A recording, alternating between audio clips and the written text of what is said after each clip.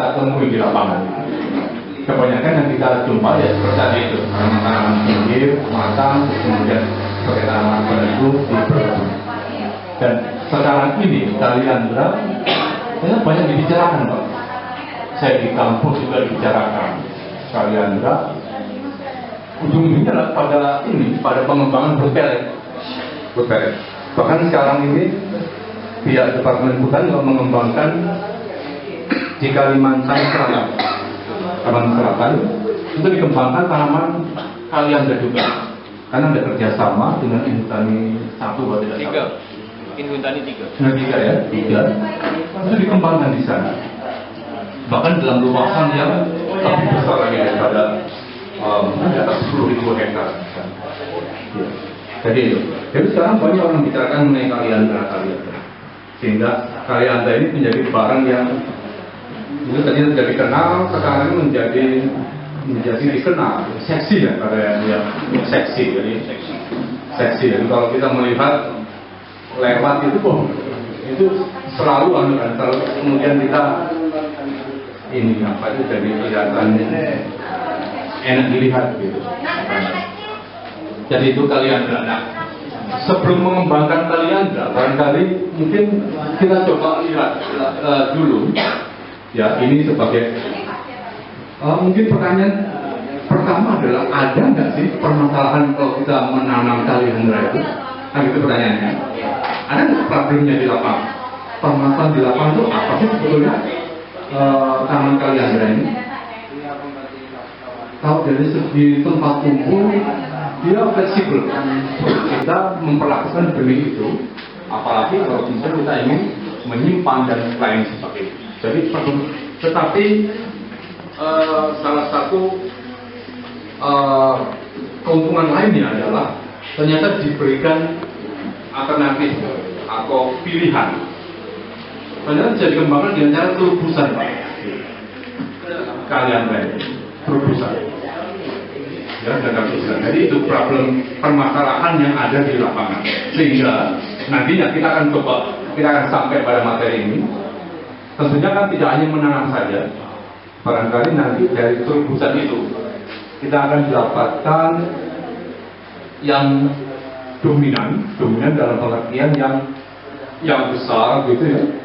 Nanti kita akan tanam dan kita akan jadikan sebagai kebun benihnya, sehingga kita akan pilihan untuk mendapatkan, dan mungkin nanti tugas kita adalah di mana kita akan mencari tempat ya, yang agak jauh dari tanaman yang ada ini. Tahun kedua kita pelihara. Caranya apa? Pertama adalah kita dangir. Dangir itu. Irau.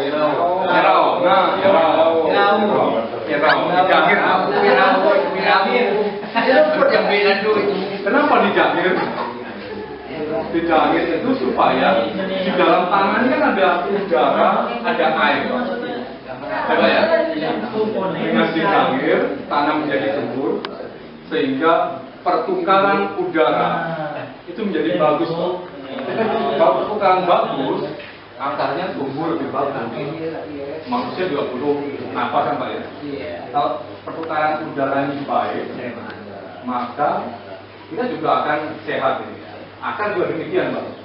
Kalau pertukaran udara di dalam tanah ini baik, udara keluar dan udara masuk ini baik, dengan cara didangir itu kita dari akhir dari musim hujan ya. Seperti umpamanya bulan 5 itu alangkah baiknya paras dengan tanah. Oh iya, Sekarang menjelang kemarau. oh baik Ya. Tapi kalau di awal musim hujan seperti bulan 10 itu mungkin 20 atau 30 cm itu bagus. Oh iya.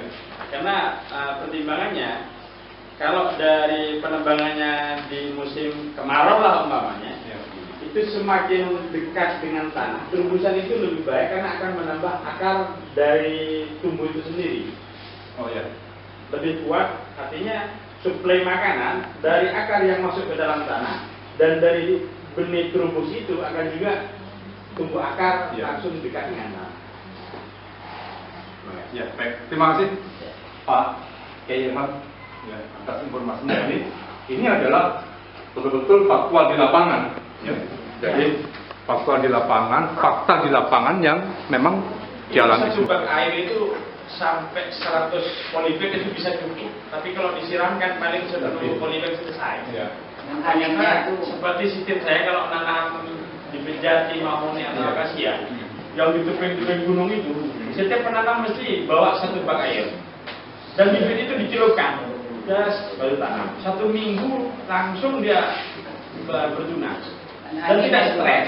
Iya. Meskipun dicabut. Tidak stres itu. Ternyata perkembangan itu saya ambil satu kesimpulan, biarpun beda yang tabur, kalau selalu tidak ketinggalan dengan air, itu setelah kita tanam, sehari 2 hari kita nunggu hujan, itu masih kuat. Iya. Itu jalan. Nah, setelah dibuktikan begini caranya. Terus terang tadi kan terus terang kami itu yang sudah tadi disampaikan oleh Pak Nur nanam langsung di lapangan, Pak. Oh iya. Yang biji tadi itu. Tapi itu syaratnya 1 lubang itu tidak 1, mungkin 2 atau 3%. Dan kita harus yakin persen kecampannya tinggi. Iya. Ya, persen hidupnya tinggi. Kalau tidak, kita akan buang-buang. Nah, kendala sementara ini kan begini, Pak. Kita kebutuhan untuk menentukan lahan, karena berbarengan bibit harus segera ditabur, lahan belum kita punya. Iya. Nah, coba sebelum ini mungkin lahan kita sudah nyata-nyata 170 hektar siap, mungkin dari Pak Daru Bening datang kita tabur aja di tempat itu. Iya. Sementara ini kan masih kebut-kebutan. Iya. Yang namanya kebut-kebutan kalau terpelantik kan bisa. Ya Pak gitu aja.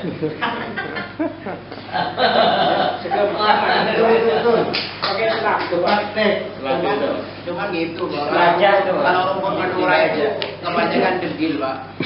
Degil. Ya, Degil. untuk boleh loh. Bandel itu degil itu bandel. Bahasa Malaysia. Degil kali, Pak. Iya. Kenyataan degil, Pak. Gimana Pak? Pengalaman Bapak? Rumput madura itu degil. Ya. Alang-alang, baik rumput lainnya itu degil. Ya namanya dia coba dikira. Yang mati Pak ya?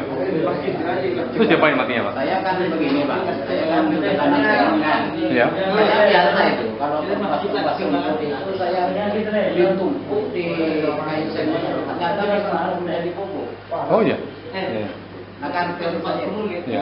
cuma masalahnya itu rumput itu